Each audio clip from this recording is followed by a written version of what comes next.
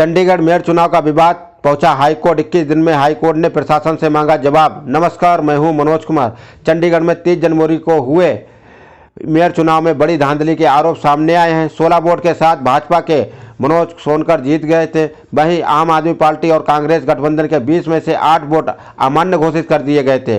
Supriya Shrinate Congress party की राष्ट्रीय प्रवक्ता ने एक्स पर वीडियो पोस्ट कर बताया कि चंडीगढ़ चुनाव में हुई धांधली के बाद भी पूछेंगे लोकतंत्र खतरे में क्यों है।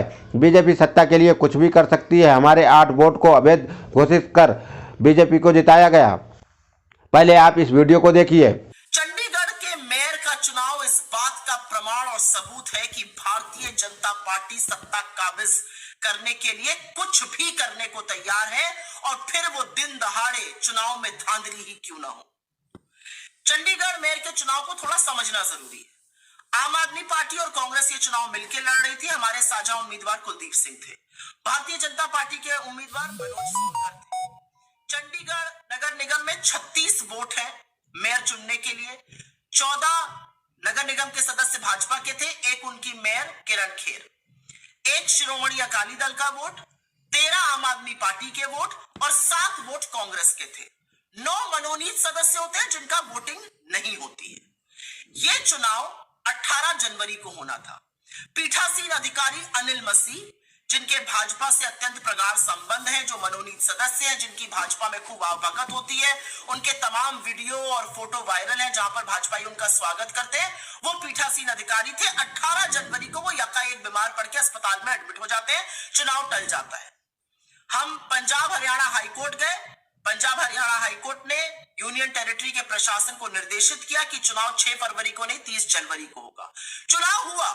भारतीय जनता पार्टी को 16 वोट मिले, 14 उनके नगर निगम के सदस्य, एक किरण खेर और एक शायद शिरोमणि अकाली दल का, मिलाकर 16 वोट मिले। आप और कांग्रेस के साझा कैंडिडेट को 20 वोट मिले। सीधी जीत हमारी थी। लेकिन पीठासीन अधिकारी अनिल मसीह, जिनके भाजपा से प्रगाढ़ संबंध है, उन्होंने हमारे 8 वोटों को अवैध घोषित कर दिया। और वीडियो में साफ दिख रहा है कि कैसे वो उन वोट बैलेट पे लिख रहे हैं, उस पे लाइन बना रहे हैं, और कैसे उसको झपट्टा मार के वो लेकर चले गए जिससे विपक्ष के लोग उसको देख भी ना पाए। तो ऐसी क्या मजबूरी थी? क्यों जरूरी था कि भाजपा के मेयर के कैंडिडेट को येन तेन प्रकरण जिताया जाए?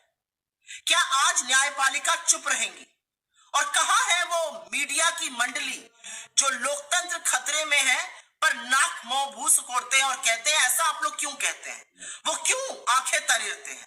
क्या आप इस पर एक शो भी करिएगा कि दिन दहाड़े 8 वोटों को अवैध घोषित किया जाता है, उस पर लिखा जाता है, उसके साथ खिलवाड़ किया जा रहा है, ये कैमरे में कैद है।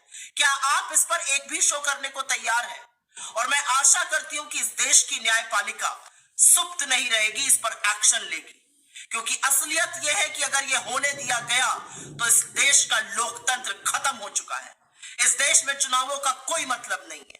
इस देश में मताधिकार का कोई मतलब नहीं है। तो जरूरी है कि इस पर चर्चा हो।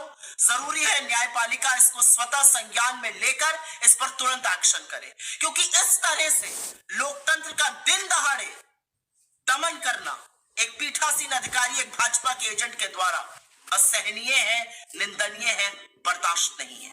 आप इस चुनाव प्रक्रिया से क्या समझते हैं? अपनी राय कमेंट बॉक्स में अवश्य दें। और फिलहाल इस वीडियो में इतना ही। फिर मिलते हैं ऐसी कोई वीडियो के साथ में। जब तक के लिए मैं मनोज कुमार आपसे विदा लेता हूं। नमस्कार।